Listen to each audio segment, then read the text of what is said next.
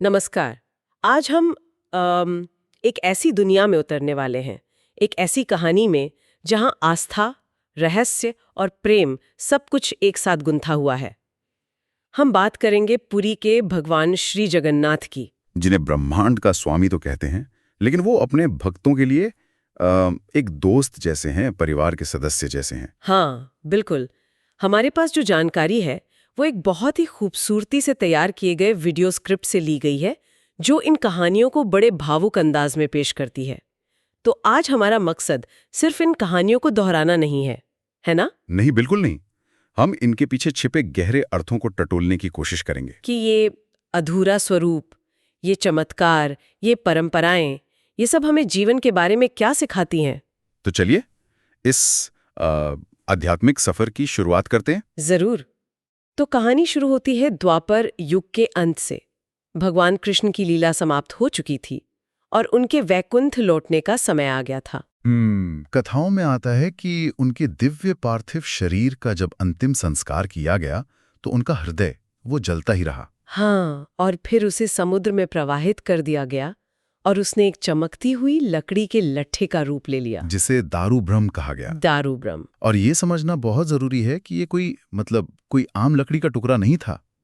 दारू ब्रह्म का मतलब ही है परम सत्य जो लकड़ी के रूप में है। अच्छा। तो ये इस बात का प्रतीक था कि ईश्वर ने अपना भौतिक रूप जरूर छोड़ा है, पर वो अपने भक्तों को छोड़कर कहीं नहीं गए। उनकी चेतना, उनका प्रेम अब एक नए रूप में मौजूद था। मतलब दिव्यता ने एक नया ठिकाना ढूंढ लिया था और वो दिव्य लट्ठा लहरों पर तैरता हुआ नीलाचल यानी आज के पुरी के तट पर आ पहुंचा। और ठीक उसी समय मालवा के राजा इंद्रद्युम्न, जो विष्णु के बहुत बड़े भक्त थे, उन्हें एक सपना आया था। हाँ बिल्कुल, सपने में खुद भगवान विष्णु ने उन्हें आदेश दिया। कहा कि नीलाचल के तट पर मेरा एक स्वरूप लकड़ी के रूप में है, जाओ उसे ढूंढो और मेरे लिए एक भव्य मंदिर बनवाओ। और राजा तो आदेश पाकर निकल पड़े और उन्होंने उस दारू ब्रह्म को खोज भी निकाला। पर अब सबसे बड़ा सवाल था कि इस दिव्य लकड़ी को मूर्ति का आकार कौन देगा। हाँ बिल्कुल, कौन देगा? बड़े बड़े कारीगर बुलाए गए, पर किसी के भी औजार उस लकड़ी पर एक खरोंच तक नहीं लगा पाए। क्योंकि वो कोई साधारण लकड़ी थी ही नहीं। उसे तराशने के लिए किसी दैवीय कारीगर की ही जरूरत थी। और वो कारीगर आया भी, एक बूढ़ा रहस्यमयी बढ़ई के रूप में। कहते हैं कि वो स्वयं विश्वकर्मा थे। हाँ, ऐसी मान्यता है। उन्होंने राजा के सामने मूर्तियां बनाने की पेशकश की, लेकिन एक बहुत ही अजीब सी शर्त रखी। क्या थी वो शर्त? शर्त ये थी कि वो 21 दिनों तक एक बंद कमरे में काम करेंगे और उस दौरान कोई भी दरवाजा नहीं खोलेगा। अच्छा। उन्होंने चेतावनी दी, अगर समय से पहले दरवाजा खुला तो मैं काम अधूरा छोड़कर गायब हो जाऊंगा। और राजा ने वादा कर दिया होगा। वादा कर दिया। काम शुरू हुआ। कमरे के अंदर से ठक ठक की आवाजें भी आने लगी, लेकिन कुछ हफ्तों बाद वो आवाजें आनी बंद हो गईं। और यहीं से मानवीय स्वभाव, मतलब जो हमारी अधीरता है, वो कहानी में आ जाती है। बिल्कुल। रानी गुंडिचा को चिंता होने लगी। उन्हें लगा कि शायद वो बूढ़ा बढ़ई वो भूख प्यास से अंदर मर गया है। और उनके बार बार कहने पर राजा इंद्रद्युम्न अपने वादे से मुकर गए। उन्होंने 21 दिन पूरे होने से पहले ही दरवाजा खुलवा दिया। और अंदर कोई नहीं था। बढ़ई गायब हो चुका था। वहां बस 3 अधूरी मूर्तियां थीं, भगवान जगन्नाथ, उनके बड़े भाई बलभद्र और बहन सुभद्रा, जिनके हाथ पैर नहीं बने थे। हाथ पैर नहीं थे और आंखें बहुत बड़ी बड़ी और गोल थीं।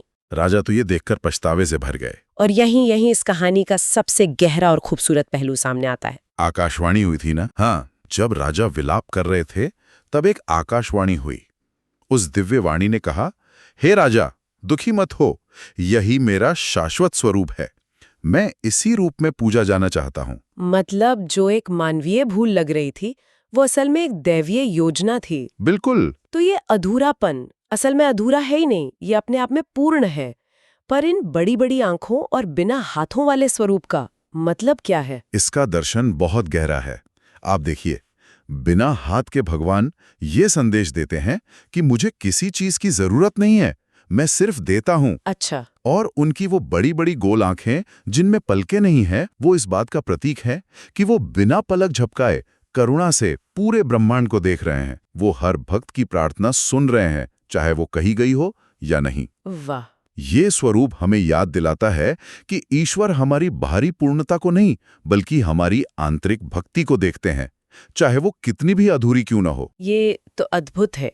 और ये जो तर्क से परे होने की बात है, ये सिर्फ भगवान के स्वरूप में ही नहीं, मंदिर से जुड़े हर पहलू में नजर आती है, खासतौर पे महाप्रसाद के रहस्य में। हाँ, मंदिर की रसोई, कहते हैं वो दुनिया की सबसे बड़ी रसोई है, और वहां जो होता है वो किसी चमत्कार से कम तो है नहीं। 2 चमत्कार तो मैंने भी सुने हैं जो मुझे हमेशा हैरान करते हैं। पहला तो ये कि हर रोज मतलब हजारों लाखों लोग भोजन करते हैं, पर प्रसाद कभी कम नहीं पड़ता और ना ही कभी बर्बाद होता है। मात्रा हमेशा एकदम सटीक होती है। हाँ, इसका क्या रहस्य हो सकता है? देखिए, तार्किक दिमाग से इसका कोई जवाब नहीं है। ये पूरी तरह से आस्था का विषय है। मान्यता है कि रसोई की देखरेख वो स्वयं देवी महालक्ष्मी करती हैं। अच्छा। इसलिए वहां सब कुछ उनकी इच्छा से होता है, मानवीय गणित से नहीं। और दूसरा चमत्कार तो और भी हैरान करने वाला है, वो मिट्टी के बर्तनों वाला कि 7 बर्तन एक के ऊपर एक रखे जाते हैं। हाँ, और आग सबसे नीचे जलती है, लेकिन खाना सबसे पहले सबसे ऊपर वाले बर्तन में पकता है। ये कैसे मुमकिन है? ये तो विज्ञान के नियमों को सीधी चुनौती है ना? बिल्कुल। ये चमत्कार इस विश्वास को और मजबूत करता है कि यहाँ ऊर्जा का स्रोत भौतिक अग्नि नहीं, बल्कि कोई दिव्य शक्ति है। ये प्रतीक है कि ईश्वर की कृपा ऊपर से नीचे की ओर बरसती है। और भेद मिटाने के बाद से मुझे रथ यात्रा याद आती है। साल में एक बार भगवान खुद अपने आलीशान मंदिर से बाहर निकलकर सड़कों पर आते हैं। और ये कोई मामूली जुलूस नहीं है, ये समानता और समावेशिता का सबसे बड़ा उत्सव है। सही बात है। उस दिन भगवान और भक्त के बीच कोई दीवार नहीं होती।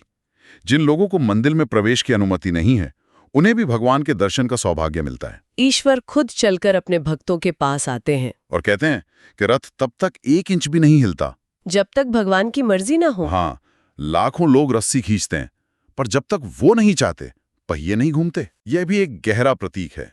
यह दिखाता है कि जीवन की गाड़ी वो सिर्फ हमारे प्रयासों से नहीं चलती, बल्कि दैवीय इच्छा भी जरूरी है। रथ यात्रा सिर्फ एक जुलूस नहीं, यह जीवन की यात्रा का उत्सव है। इन सब चमत्कारों के बीच एक बात है जो मुझे सबसे ज्यादा छूती है, और वो है ओडिशा के लोगों का अपने भगवान के साथ रिश्ता। हाँ, ये जगन्नाथ संस्कृति का दिल है। उनके लिए भगवान वो परिवार के सदस्य हैं, घर के मुखिया हैं, बड़े भाई हैं, दोस्त हैं। मैंने सुना है कि लोग उन्हें प्यार से डांट भी देते हैं। ये तो किसी और देवता के साथ सोचना भी मुश्किल है। हाँ, ये सच है। अगर सूखा पड़ रहा है तो भक्त शिकायत करेगा, क्या प्रभु सो रहे हो क्या? देखो हमारी फसलें मर रही हैं। ये अधिकार, ये उलाना केवल गहरे प्रेम से ही आ सकता है। और उनके बीमार पड़ने की रस्म, अंसर वाली। जब भगवान बीमार पड़ते हैं तो उन्हें काढ़ा दिया जाता है, जड़ी बूटियों का लेप लगता है, और वो 15 दिन आराम करते हैं। ये तो भगवान को पूरी तरह से मानवीय धरातल पर ले आता है। और यही इस रिश्ते को सबसे मजबूत बनाता है। जब आप अपने ईश्वर की सेवा करते हैं, उन्हें नहलाते हैं, खिलाते हैं, उनकी देखभाल करते हैं, तो वो आपके लिए सिर्फ पत्थर की मूर्ति नहीं रह जाते, वो जीवित उठते हैं। हाँ, वो जीवित उठते हैं। ये भक्ति का सबसे अंतरंग और शुद्ध रूप है। और ये जो भगवान का मानवीय रूप है, शायद इसी का सबसे बड़ा और रहस्यमयी प्रतीक है नवकलेवर की रस्म। हाँ, नवकलेवर, जिसका मतलब ही है नया शरीर। ये हर 12 या 19 साल में होता है। हाँ, एक विशेष ज्योतिष योग आने पर भगवान की पुरानी मूर्तियों को बदला जाता है और उनकी जगह नई मूर्तियां स्थापित की जाती हैं। और ये प्रक्रिया तो बहुत ही गुप्त रखी जाती है ना? अत्यंत गुप्त। पुरानी मूर्तियों को पूरे राज्य के सम्मान के साथ मंदिर परिसर में ही समाधि दी जाती है, और जो पुजारी पुरानी मूर्ति से ब्रह्म पदार्थ को नई मूर्ति में स्थानांतरित करता है, हाँ, उसकी आंखों पर भी पट्टी बंदी होती है।